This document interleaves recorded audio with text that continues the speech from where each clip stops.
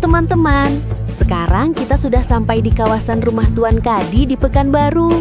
Wah, lihat deh, rumahnya masih berdiri kokoh, padahal sudah sangat tua loh. Rumah ini dibangun sejak tahun 1895. Rumah ini adalah salah satu bangunan bersejarah tertua di Pekanbaru. Dulu, rumah ini milik Tuan Kadi, seorang ulama dan penasihat Sultan Siak yang sangat dihormati oleh masyarakat. Dari sinilah beliau sering memberi nasihat, mengajar, dan membantu warga sekitar. Bangunannya berbentuk rumah panggung khas Melayu, terbuat dari kayu pilihan yang kuat dan tahan lama. Atapnya tinggi dan runcing, membuat udara di dalam tetap sejuk meski cuaca panas. Di sekelilingnya, ada halaman luas dan pepohonan rindang yang membuat suasana terasa damai. Rumah Tuan Kadi menjadi cagar budaya, tempat orang bisa belajar tentang sejarah, arsitektur, dan kehidupan masyarakat Melayu tempo dulu. Indah ya teman-teman, rumah tua ini menyimpan banyak cerita berharga dari masa lalu. Mari kita amati bagian tangga depan rumah Tuan Kadi. Tangga ini terdiri atas 6 anak tangga, dengan masing-masing anak tangga memiliki tinggi sekitar 20 cm dan lebar pijakan 30 cm. Bentuk dan ukurannya dibuat seimbang agar nyaman dilalui saat naik maupun turun.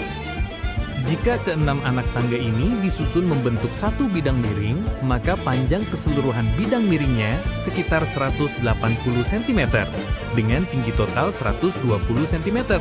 Secara fisika, semakin landai bidang miring, maka semakin kecil gaya yang dibutuhkan untuk naik.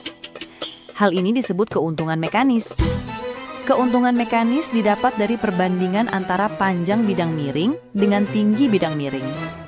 Rumusnya adalah keuntungan mekanis sama dengan panjang bidang miring dibagi tinggi bidang miring.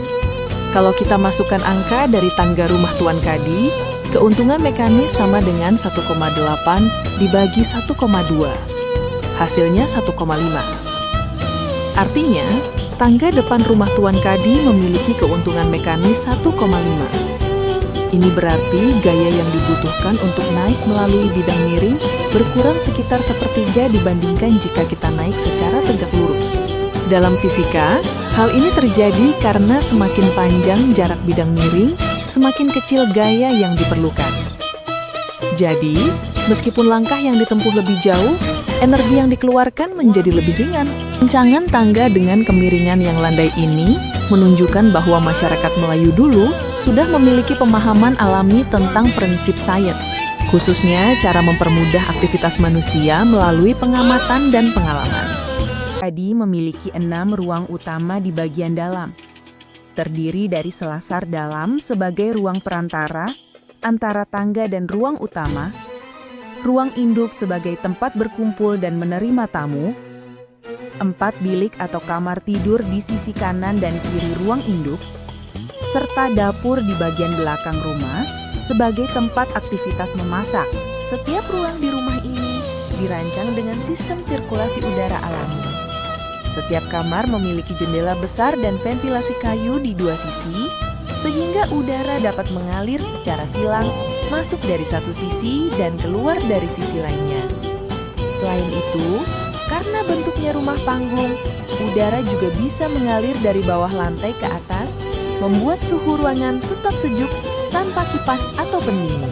Bangunan ini berdiri kokoh di atas sekitar 20 hingga 30 tiang kayu penopang, dengan tinggi sekitar 3,7 meter dari tanah.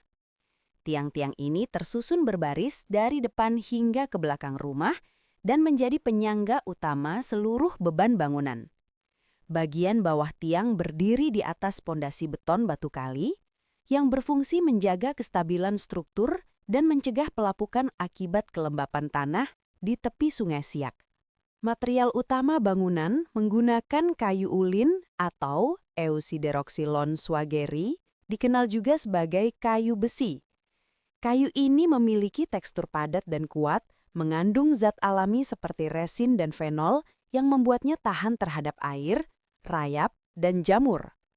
Kayu ulin digunakan pada bagian tiang, lantai, dinding, hingga rangka atap, karena kekuatannya mampu menahan beban dalam jangka waktu yang sangat lama. Inilah rumah Tuan Kadi, rumah tradisional Melayu yang memiliki struktur panggung kuat, bahan alami tahan lama, dan bentuk arsitektur yang selaras dengan lingkungan sungai. Warisan berharga ini menjadi bukti kearifan masyarakat masa lalu dalam membangun hunian yang kokoh, fungsional, dan berumur panjang.